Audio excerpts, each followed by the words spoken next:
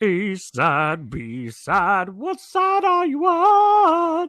Well, welcome back. Hello, hello, hello. It's been the 4th, and I am not gonna lie, Adam, I'm exhausted because, well, you have a dog, so you understand fireworks and dogs don't mix. And Yeah, um the except I mine got I got a weird dog. oh, she likes the fireworks? Like she doesn't like them, but she like doesn't freak out. Well, So, my go ahead. she goes out like she whines to go outside so she can see them. Oh wow. No, mine don't want to go outside at all, and that was the problem because the fireworks were going off until all hours of the morning and they Yeah, refuse to go out, which of course you can't have a dog that doesn't go to the bathroom. yeah. So It's I gonna had happen to, somewhere. yeah, exactly. So I set my alarm to get up in the middle of the night to take them out. I woke up before my alarm because I was afraid I was going to sleep through my alarm. Um, I get up. Of course, there's still little spats here and there, but I get outside and there's shoes in the middle of the parking lot. So of course I'm like, wait, is this a trap? Is somebody gonna be like, if I go to like move these shoes or whatever? So I did take a picture. I should send it to you. But they're like brand new shoes just in the middle of the parking lot. Like somebody got blown out of their shoes or something. That's a horrible joke, but like legit, it's like they just left their shoes. Hmm. But then and then I couldn't go back to sleep. And so then I had to wake up at, 4:30, and so I am very tired today. Well, it was very windy here in the Twin Cities, so I think that suppressed the fireworks. So they were not nearly as bad as they have been. And I was all prepared for it. Like I love that my apartment has the windows on two sides, and I face, west and south, and I can see downtown Minneapolis like off in the distance. And so on previous Fourth of July's, I've been able to see like two or three, like just over the top of the trees. Nothing like crazy because they're far away, but seeing the fireworks. And then the neighborhood, I live in a area that is I could not afford to buy a house in. So there are a lot of people with disposable income nearby, and they've historically set off a lot of fireworks. But it Mm-hmm. really wasn't that bad, and it was so rare that like when a firework would go off, Lorelai, my pup, would go to the door and be like, "Okay, let's go check out what happened outside." She'd whine a little bit. We'd have to go out on the porch and then look around so she could see, just make sure everything was okay.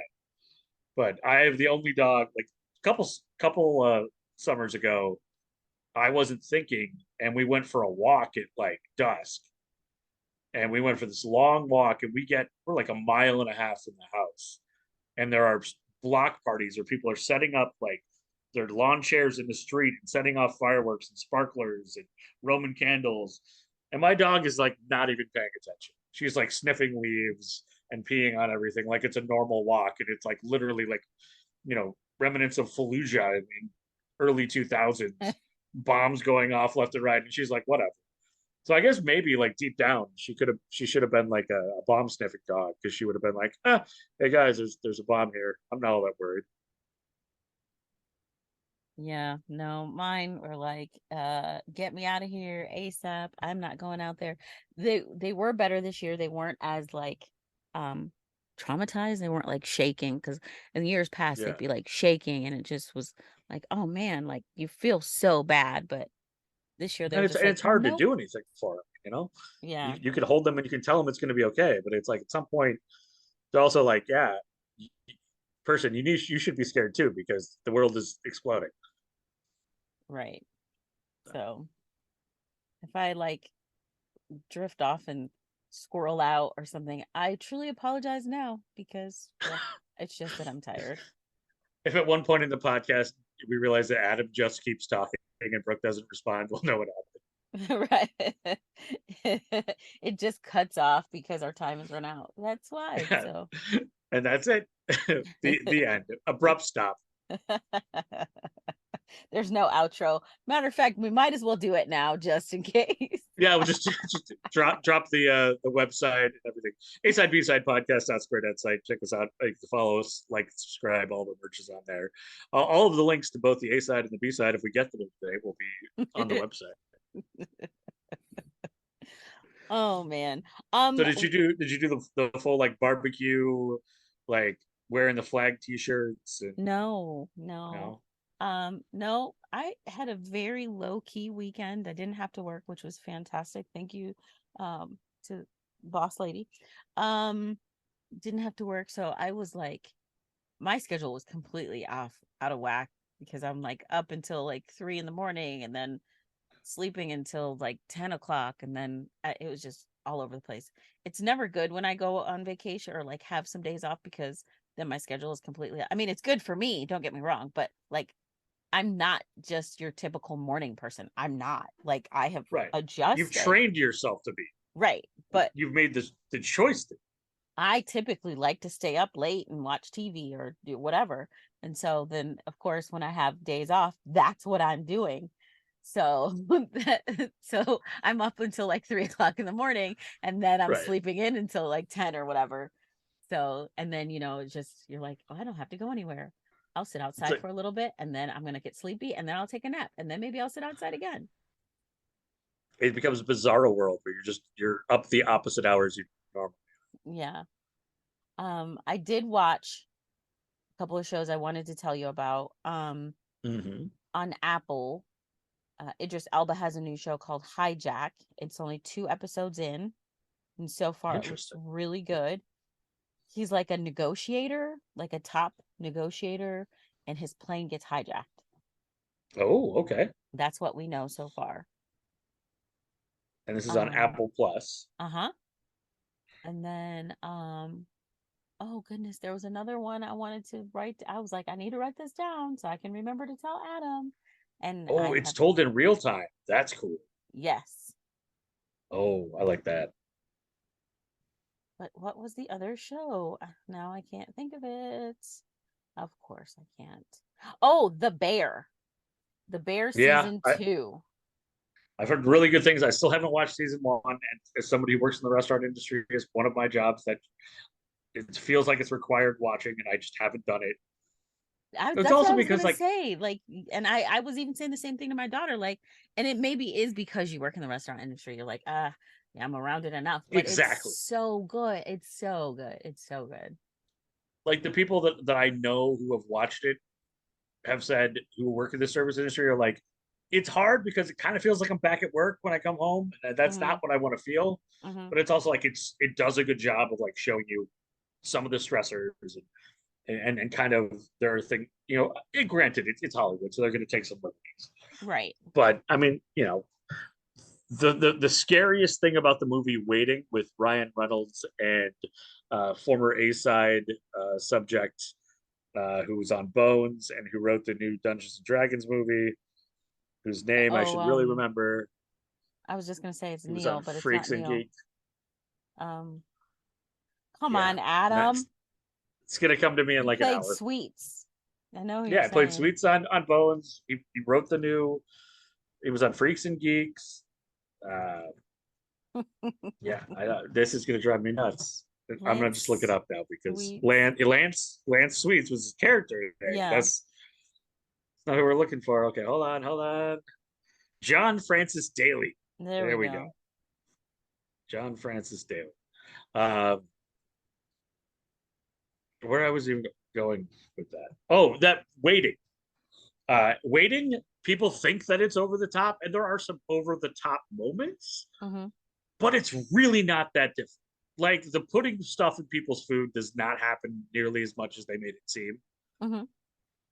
But like everything else in that movie is pretty spot on, especially like the waiter and waitress. There's one who like comes into the back room and just like is swearing at everybody and ticked off, and immediately as they walk out the door, like super sweet face, smiles, and everybody loves them.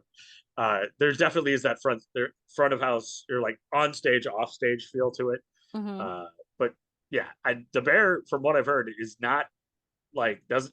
There are some stuff that doesn't happen in every restaurant, but there is also stuff that happens in every kitchen Right. and with every restaurant that they do a really good job of. So I need that's on my list of one of a billion things to watch. I'm watching the new Marvel Secret Invasion. How is that? Meh, I've heard some. That's what I was gonna say. I've heard some pretty meh things about it. like we're 3 episodes in, and really the only like I they're trying to do this like tense spy thriller thing, but now they've almost gone too far where they're like, you got to be worried because anyone could die. Now we're like, well, you've killed a bunch of people, so we're like not worried anymore because we're kind of numb to it. You keep just randomly killing people. Like, is it like there has to be something else that shocked them? Mm-hmm. So I'm trying to hold out judgment. But it is certainly when I look at like the Marvel series that have come out in the last 2-3 years that since they went to Disney Plus, it is not my favorite. And I mean, it used to be like on Wednesdays, we would do the podcast and I would wait to watch the new Marvel series because it always came out on Wednesday. Like I saw that Hijacked has a new episode today. Have you already watched today's episode? No, not yet. Okay, so they come out on Wednesdays as well. Any of the Star Wars stuff comes out on Wednesdays, and I would like save it as like as a treat. After the podcast was done, after my day of work was done, it was gonna be my end of day thing. And like the last couple of times, I'm like, oh, it's been Thursday morning. It's like, oh, I didn't see episode 2. It's okay, whatever. I'll see it in a little bit. Or like today, I watched episode 3 because I was making lunch Mm-hmm. just to have it on, but it was like I wasn't that engaged. It kind of reminds me of the last couple of movies where Yeah. it like Guardians of the Galaxy was really good. Guardians of the Galaxy 3 was really good because it just told its own story and its own thing. Ant-Man was okay, but it felt like okay, we're that and the Multiverse of Madness, we're trying so hard to be part of the bigger story. And I know that this series sets up like the next 2 years of Marvel stuff. And it's not really drawing me. So, and it's so weird because Samuel L. Jackson as Nick Fury has been so good in so many movies, and this is a very different take on the character, and they're dealing with a lot of they're being very serious about dealing with like how people are uh, adjusting to this major world event, the Mm-hmm. blip that happened, and how everybody came back. I mean, the only thing I can even remotely compare it to is like if all of a sudden everyone who died of COVID just showed up, but that was like what, like 2% of the population, not 50%. Right, right. So it's understandably that this would be a major like moment and change people.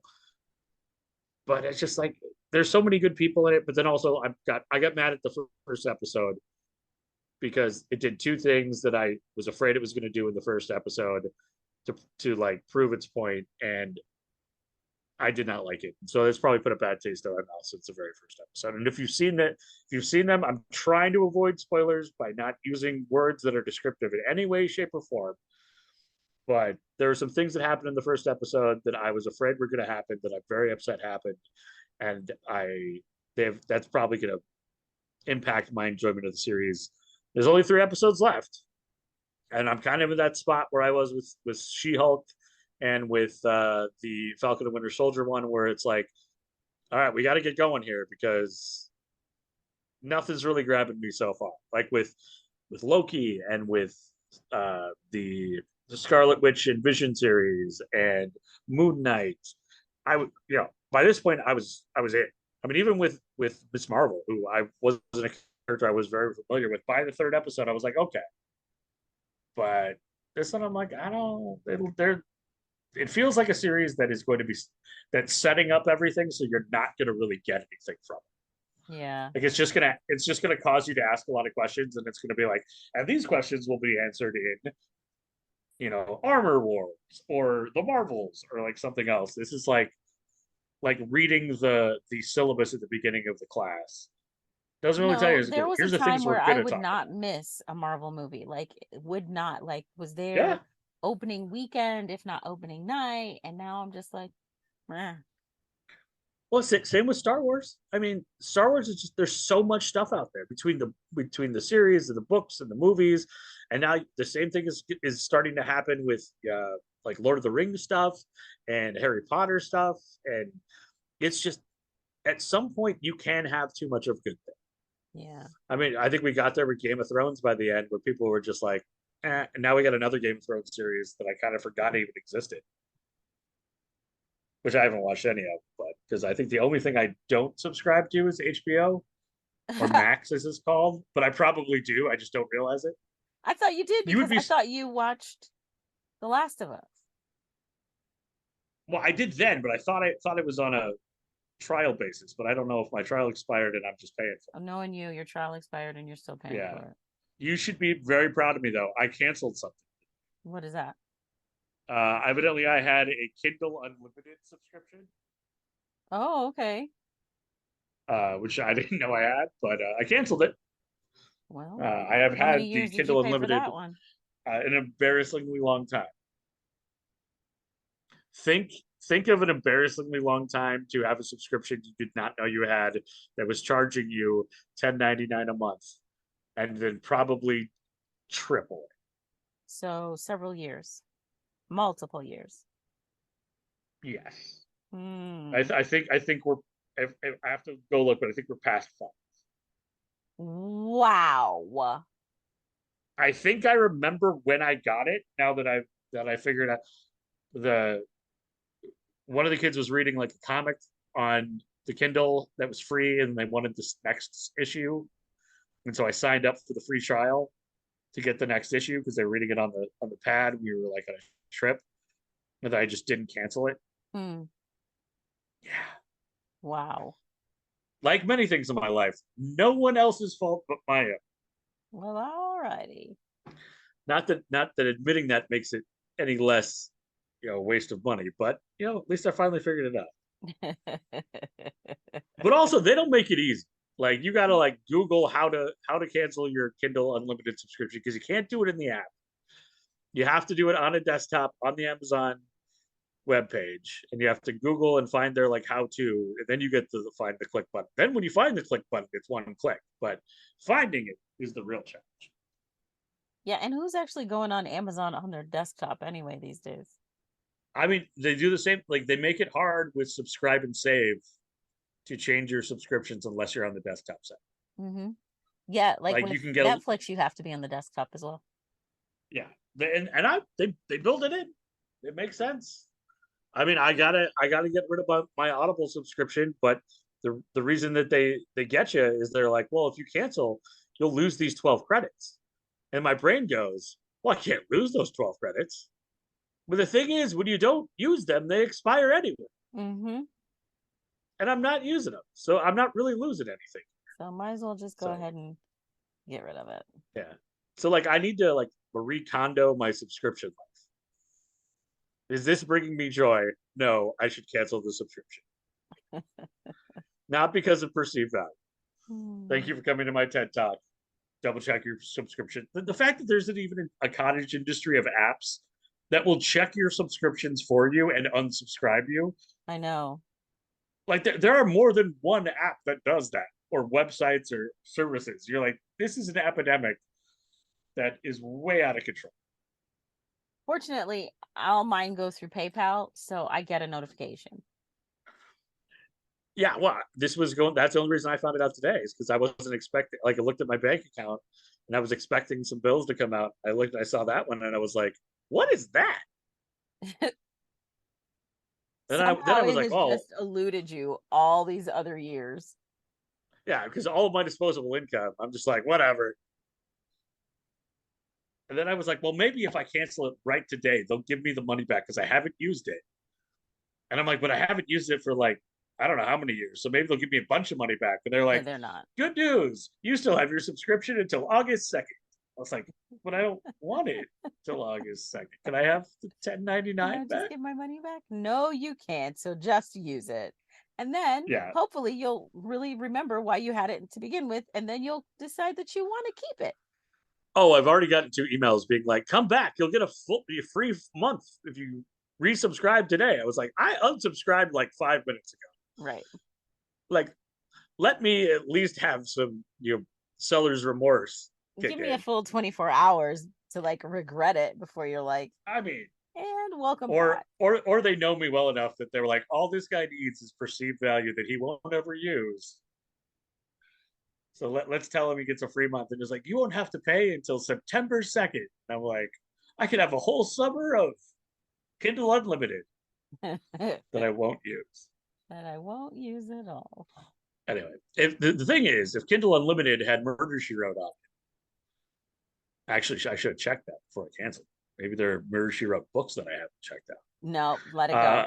go. Let it go. What I did two things on July 4th because I had my fun last week, visited the folks at the lake, had a great time.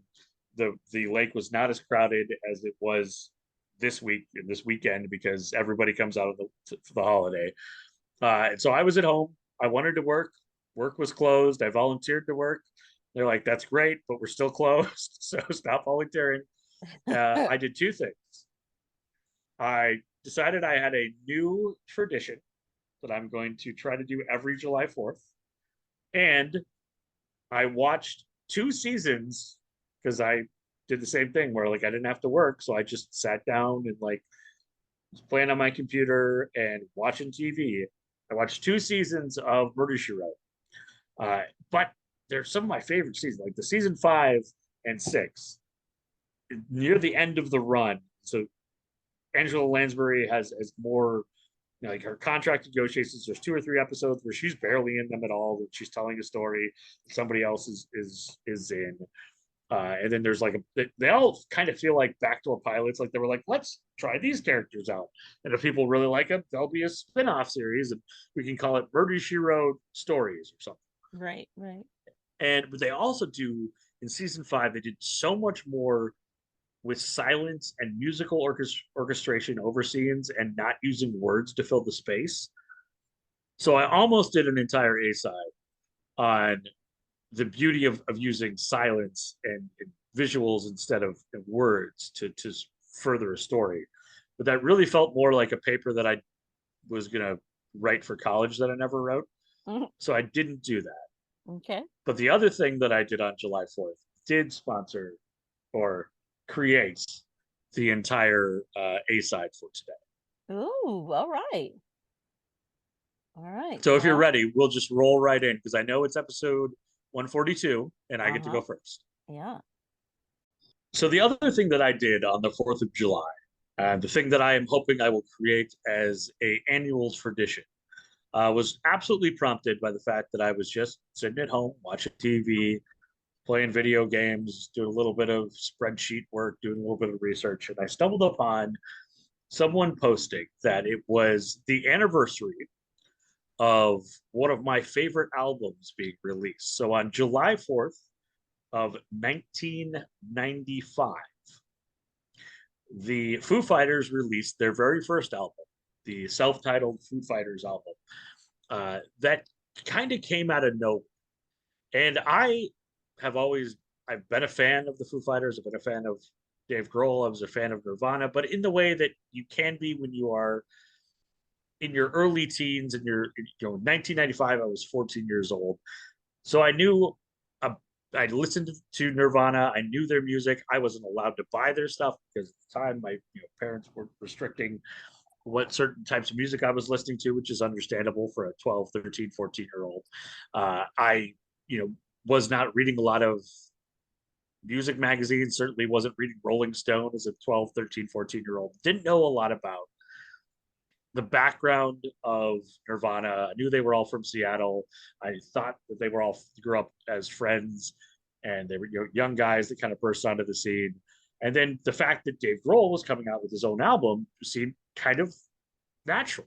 Mm-hmm. I mean, bands break up and the members go on and do other things. I mean, both when the Beatles broke up, you had every one of those. It was John, Paul, George, and Ringo. All four of them had solo careers with hits. Even Ringo, not as many hits, but they all had more music to put out. So it didn't shock me as a kid when I was 14 years old that the Foo Fighters were a thing.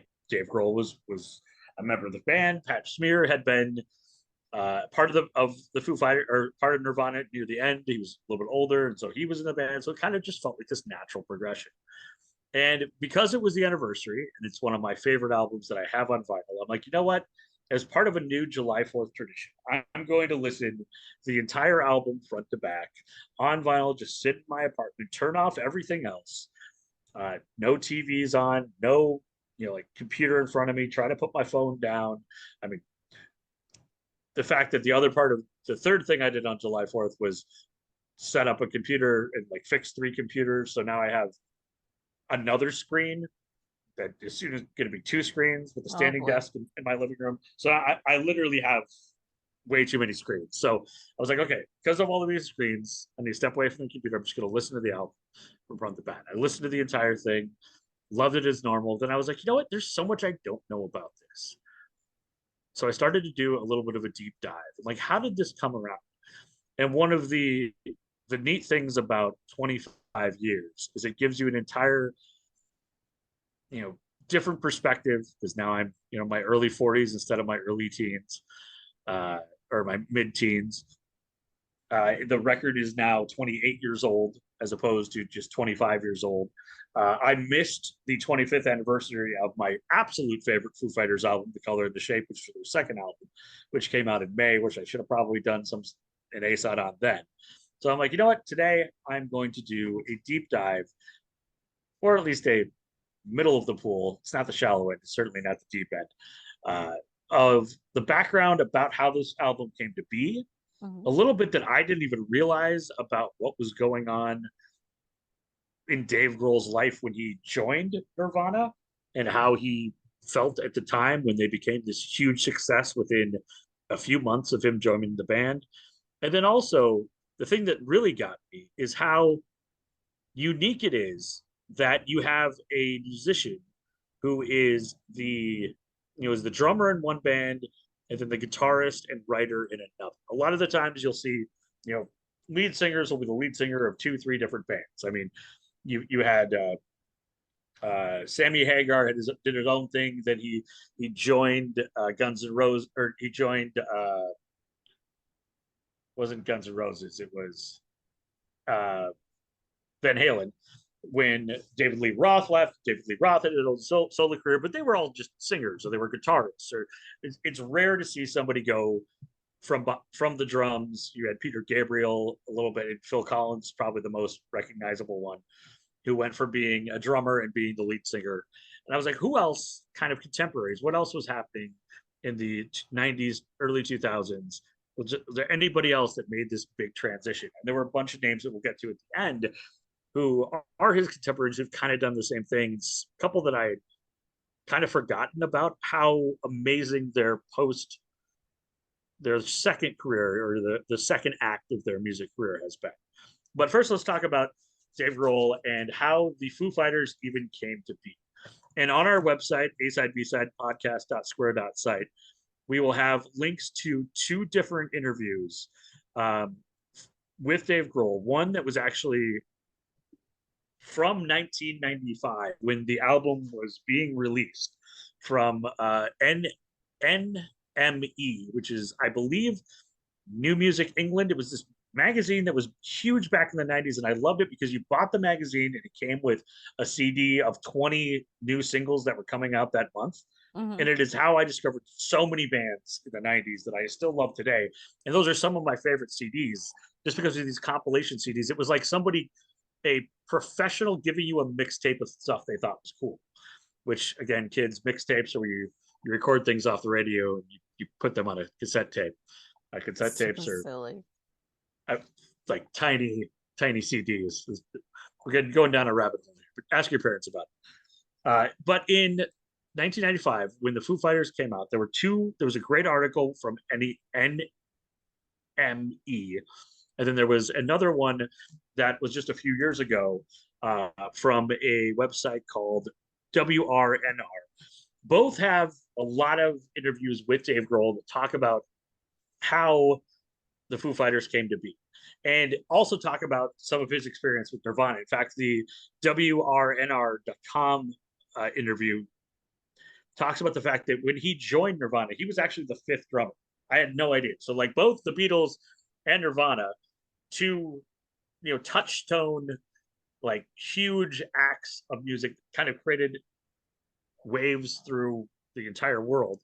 Had a hard time keeping a drummer, so he joined, didn't know really anybody in the band, got to know them, and then within months, he said within 6 months, they became absolutely huge, and they were everywhere. And he's said for the first few years of even being in Nirvana, he was terrified that he was going to get fired. He was the fifth drummer, so they've done it before. So Hmm. there's some history here that they might fire the drummer, and he this is just another like a classic.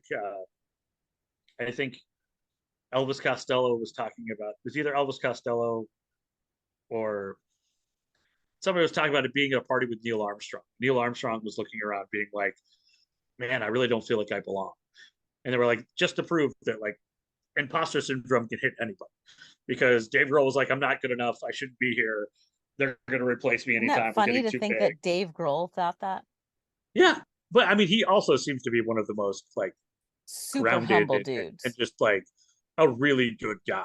This is Uh, also a dude that like got into a drum battle for fun with a 10-year-old who like completely admired him. So the yeah, fact that he would take his time to do that is just it's amazing, and then brought her on stage.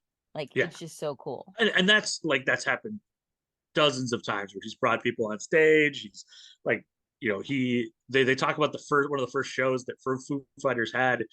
They were debating on how they were going to deal with all the kids that were just jumping on stage and like moshing with them while they're trying to play. And they're like, "We love the enthusiasm, but it's a whole lot different when I'm behind a drum set, because nobody comes behind the drum set because Right.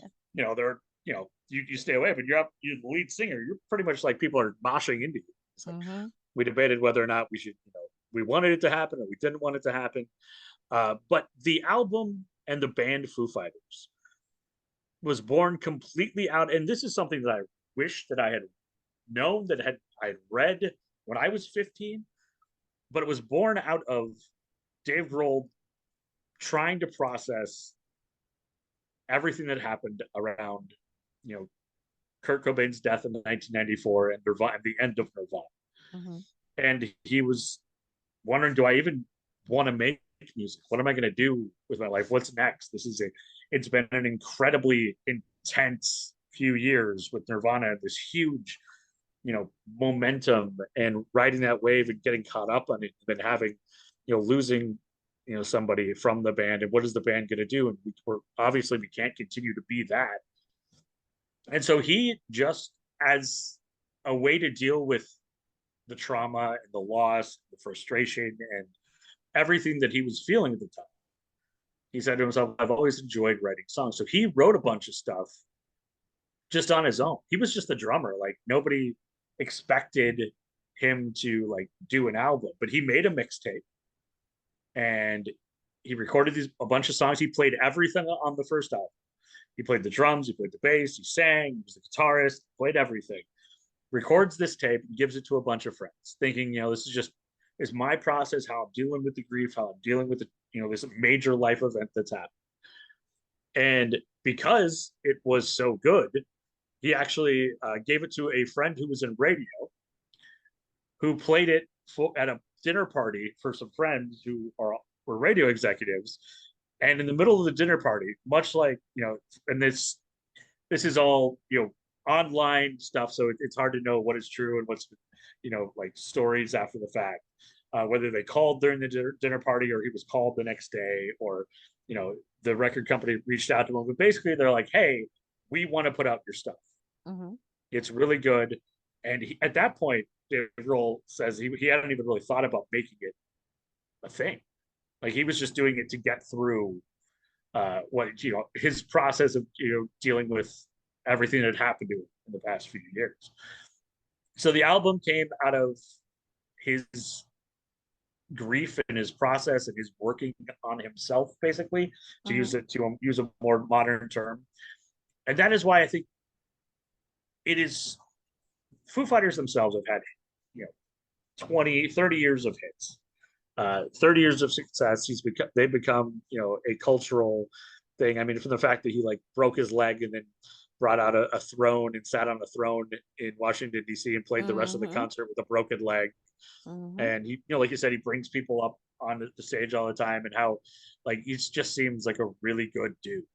Uh, but the thing about the album that is mentioned in a lot of the reviews is that in an era where you were just coming out of the grunge darkness, Mm-hmm. where grunge was about anger and pain and angst, and that was rock at the time. And then the late 90s and early 2000s, you got into the angry like rap rock, which then like eventually showed more emotion as well.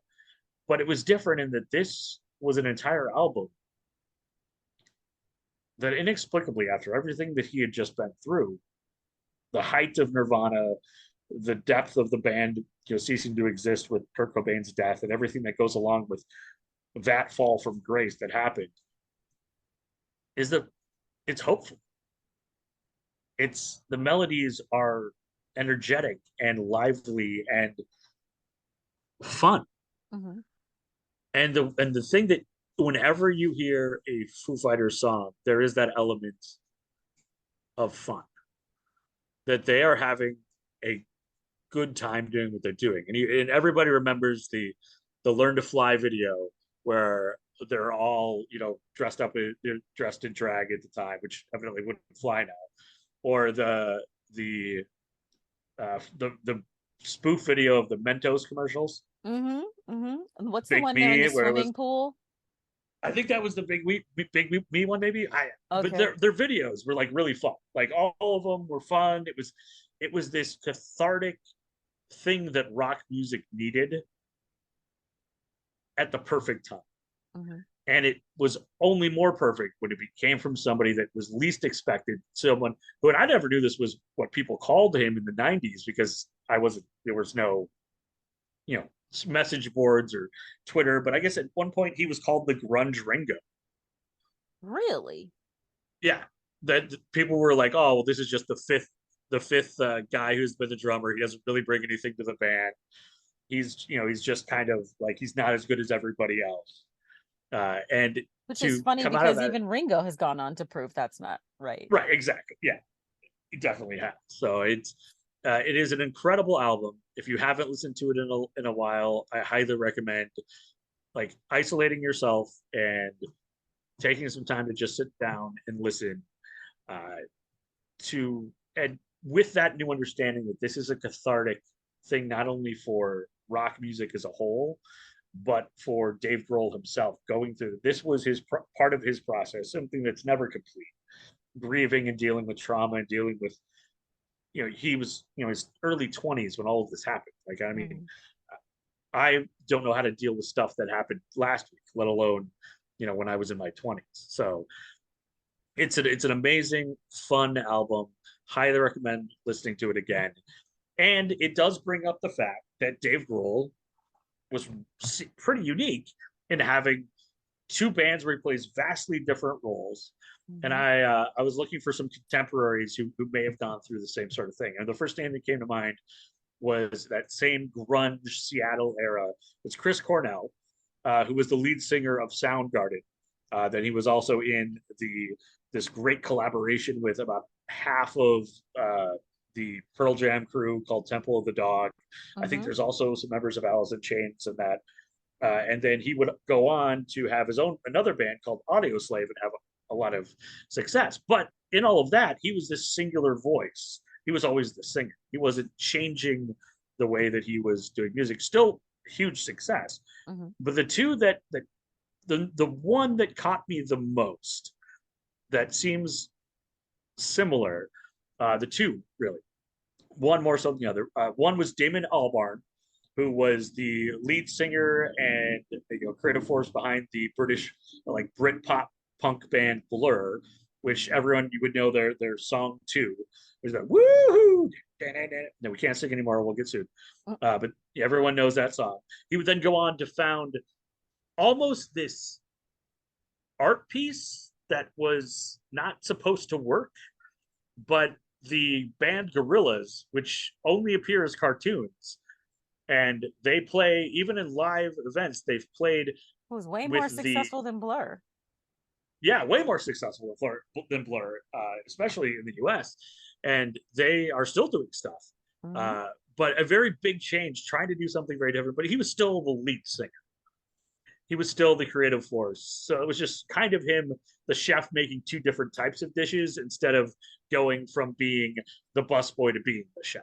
Hmm. The only one that I think really connects in the same way is the one that I always forget about, that this man has won an Oscar.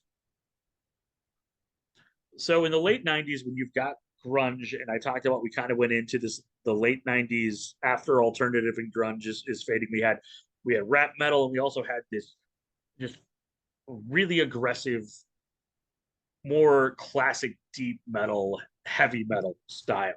And one of the bands at the time that came along was called Tool. And then Tool had a spin-off that was the same kind of the same thing, where it was the lead singer but another rock band called the Perfect Circle. So you've got Maynard James Keenan, who is the lead singer of both bands, the creative force behind both of them. And so he seems a lot more comparable to Damon Albarn at the time. What I always forget about is the second or third act of his career. Now that he's done with, he's not doing Tool anymore, he's not touring with Perfect Circle, but he still wants to make music. Maynard James Keenan has become a Oscar nominated and Oscar winning composer. He won for The Social Network, the movie about Facebook a few years ago. He has had a whole bunch of trying to remember if I'm doing this right, because there's also I'm confusing the two. So Maynard James Keenan had Tool and A Perfect Circle. Okay. Trent Reznor, I always get these guys confused.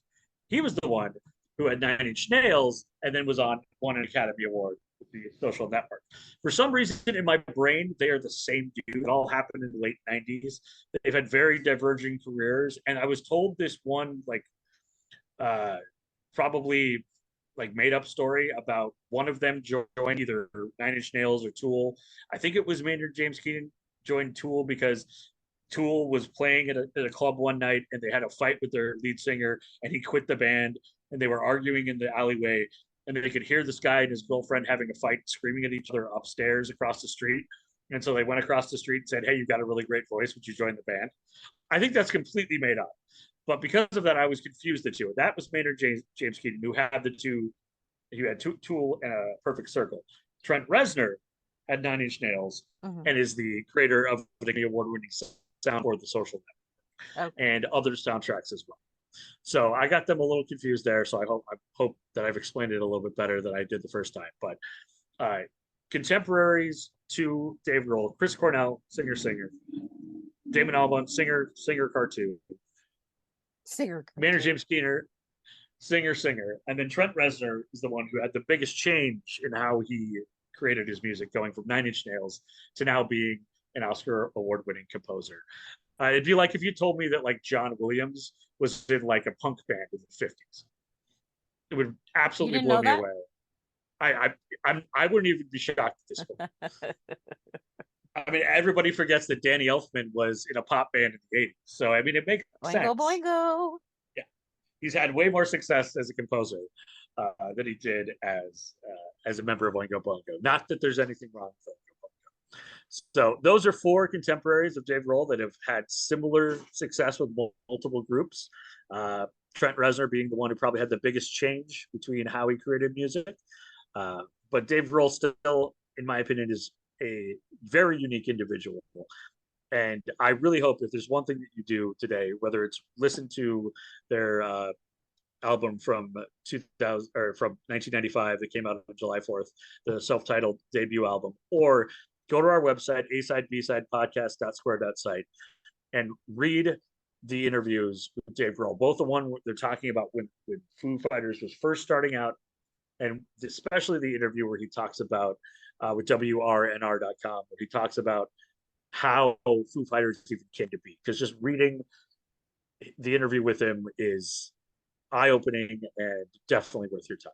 So today's A-side is a celebration of artists that do more than one thing, and also Dave Grohl. All right. I'm never opposed to celebrating Dave Grohl because he is an awesome human. It's sort of like it's almost gotten to a level where like the Everheads Chuck Norris jokes, Mm. or like the Keanu Reeves stories. Like when people tell me like a heartwarming story about Dave Grohl, I immediately You immediately what? believe it. I'm like, Oh, yeah. oh, absolutely, yes, of course. They were on the way to a concert. They saw a busload of nuns that was on the side of the street, so he stopped to help them change a tire, and then the nuns came to the concert. It was the best time. Yeah, they rocked out. Yeah, that is It's that a very absolutely popular believe. story right there. The worst part is they were under a vow of silence. They couldn't even scream. There was just a lot of like silent scream, but not like that. Oh man. All right, so is that the A side? That is the A side. All right. Well, we're gonna go from 25 years of spotlight to 60 years of shadows and darkness. Actually, Ooh, more like 65. nice Yep. segue. What a Thank solid you. segue. Thank you. So this case that we're going to talk about this week on the B side is probably one of the oldest cold cases ever that's been solved by DNA evidence. So of course, DNA evidence and solving crimes really like exploded with the Golden State Killer. What's his name? Joseph. What is his name? Joseph D'Angelo. It's not John Francis Daly. I can tell you that. No, it's not John Francis Daly. It's Joseph James D'Angelo, the Golden State Killer. So it was in um 2008, and it was actually due to the very origins of podcasts and Patton Oswalt's first wife. She passed away. Mm-hmm. Yeah. Michelle McNamara. She actually had a podcast where she was tracking the Golden State Killer, and it was due to her. And then I guess the advances of genetic DNA testing and like using like 23andMe and all that, Mm-hmm. and tracking suspects through family members is how like DNA evidence has really kind of exploded in solving cases. The Golden State Killer, by the time they found him, he was an old, decrepit monster because he's still always going to be a monster. And Mm-hmm. he was convicted of 13 murders and nearly 15 rapes in California between the 1970s and 80s. See. So it was really the first high profile case to be cracked with genetic genealogy, the mapping the DNA through family members. So this case is probably one of the oldest, from 1956. In January of 1956, there's three young boys they're out in Montana, they're going for a hike. It's a normal day in January for them, and they stumble upon this grisly scene. They found the body of Lloyd Dwayne Bogle. He was face down. He had been shot in the back of the head. His hands had been tied behind his back with his own belt. He was found close to his car. The ignition switch, the radio, and headlights were still on, and the car was actually in gear. They didn't suspect it to be a robbery once the authorities arrived because there was a very expensive camera that he had in the car that had not been stolen. And, well, the car was still there as well. Right. So with the discovery of Lloyd Dwayne, of course, now where is Patricia? Because they had last been seen together and she's missing. And they had assumed they had excuse me, let me back up. Now, Patricia was a junior at Great Falls High School, and she had met Lloyd Dwayne Bogle, who was an airman from Waco, Texas, and stationed nearby at Malmstrom Air Force Base. The two of them met in December of 1955, and they were instantly smitten with each other, especially with him with her. And like so smitten that it was just, they were already talking about marriage and things like that in just like a matter of weeks, really. Ooh. So Patricia and Lloyd Dwayne were last seen at Pete's Drive-In in Great Falls. It was just after 9 o'clock on January 2nd, 1956. They didn't come home that night. and they had been talking about marriage because they were so smitten with each other. When they didn't come home, their families kind of thought, okay, well, maybe they've gone off and eloped. Well, now that they found Lloyd Dwayne, obviously they didn't elope. So now the fear is that Patricia has been kidnapped. Well, a day later, on January 4th of 1956, there was a country road worker out doing his job, and, well, he found the body of Patricia Klitsky about 5 miles away from Great Falls. She, just like Lloyd Dwayne, unfortunately had been shot in the head, and hands had been tied behind her back. And it looked like she had put up uh, a pretty good struggle, and unfortunately, she had been assaulted. So the deaths of Lloyd Dwayne and Patricia became known as the Lover's Lane slaying victims. So the search is on. The search is on for, suspects. So over the next, well, many years, like half a century to begin with, there's like 35 potential suspects, including James Whitey Bulger, the notorious mobster from South Boston. Yeah, when I lived in Boston, his brother was the president of the UMass Boston at the time. I was like, that's very strange. Oh yeah. He was still on the lam. Ah, yeah. Well, he was convicted in 2013 of participating in 11 murders. Whitey passed away in 2018. He had actually lived in Great Falls in the 50s and had been arrested in 1951 on a rape there. No one was ever charged, but he was arrested but not convicted. Turned out it wasn't Whitey.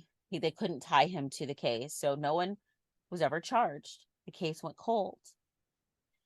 Well, in 2001,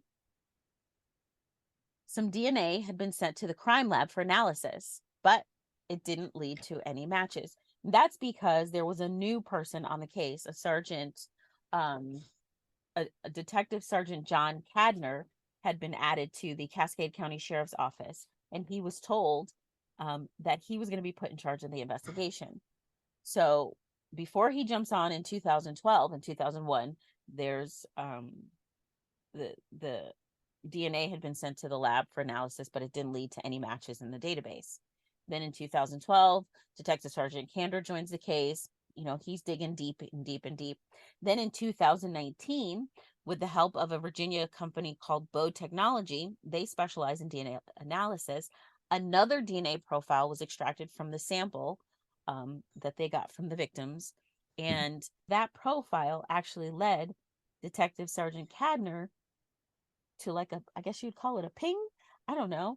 It led him to the family tree of a Kenneth Gould. Okay, so there was some DNA evidence that pointed him in that direction. So now they have, the CNA evidence pointing them into the direction of Kenneth Gould. Well, the problem is Gould passed away in 2007. So it's not like they could be like, hey, Kenneth, give us your DNA. So they had to. We have some questions. Right. So they had to trace it through his family, and he'd actually been cremated. So it's not like I don't know if they could have done anything from 2007 with oh goodness, what is it called when you dig it up? Exhume the body. Right. So I don't, even if they had exhumed his body, I don't know if, because it's 2019. In 2007, he passes away. I don't know how much evidence would have been left, but anyway, he'd been cremated.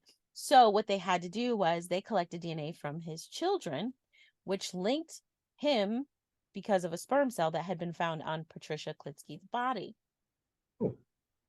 So Kenneth was 29 years old in 1956, and he lived just about a mile away from Patricia's house.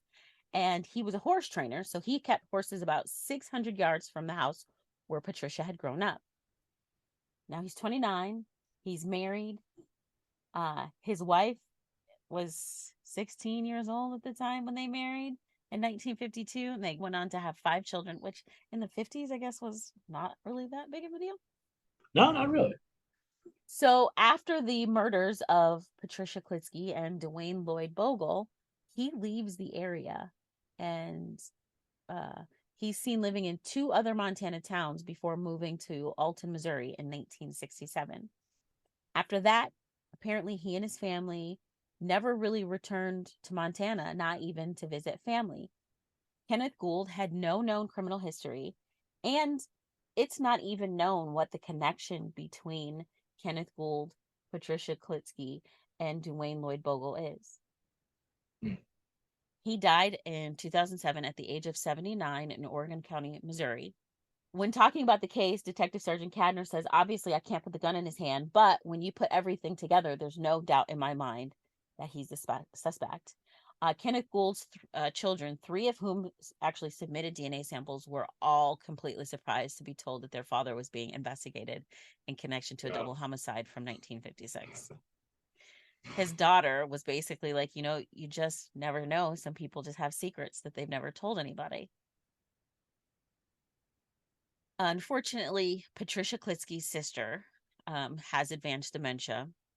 So even, being told about the closing of the case, it's may not get through. Probably not going to register. Dwayne Lloyd Bogle's family said they've contended with crazy stories about what could have happened, including rumors that Dwayne Lloyd was probably mixed up in the mob, which there's obviously no connections there whatsoever. But she said, but any mystery, some guy's going to be like, oh, it might be the mob. Right. It's usually me, but now that authorities have a suspect, they say it conclusively allows us to stop wondering. Dwayne Lloyd's family, Karen Bogle McCarthy, who was his niece, that was Dwayne's brother James, was Dwayne's younger sister. Excuse me, James was Dwayne's younger brother, and Karen is James's daughter. So Karen says that she says that the resolution has reopened pain from that era, particularly for an older generation that knew her uncle. She says, the one that everybody in my family loved. She said that her aunt had been in tears all week. Her father, who had passed in 2013, had idolized his brother Dwayne as a boy. And she says it feels like it just happened yesterday. So if I was asked, is this great modern technology a great thing? I would say yes for my generation, but a generation once removed is my generation. She said it definitely does reopen old wounds that have had the chance to crust over. But all in all, they are happy that this case has been solved and that the murder of a cold case, a double murder from 65 years ago, has finally been solved. Have you ever done the 23andMe or any of that? No, I keep saying I'm going to. I just haven't yet. And I don't know why I haven't. I mean, I don't know. I guess I've had I've done it for my dog. And it just seemed very vague. It's like they didn't really doing genealogy, seems to be a little bit more, gives you more of a story, gives you more of names and places and people that have been, as opposed to this, just kind of you're 15% this. Yeah. I mean, would it be cool to see if there's any relatives out there that long lost cousins or, whatever. Yeah, but at the same time, I haven't known them this long. Yeah. I mean, it's probably not gonna change the day to day. So. Right. I mean, who knows? With my dad, I might have some siblings out there I don't know about. But again, I haven't known them this long. So yeah. I mean, that is something you hear about, where people find out that they've got extended family they didn't know about.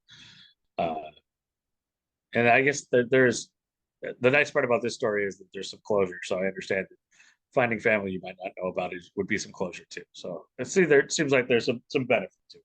Yeah. There you go. That, I know you like a nice, neatly wrapped up in a bouquet. So there you go, Adam. I do. That makes me happy. Also makes me even more hesitant to give my DNA, because I know what I did. I don't know what the rest of my family did. now 60, 70 years ago, we're getting a couple generations removed there. So who knows? There you go. That's the B-side.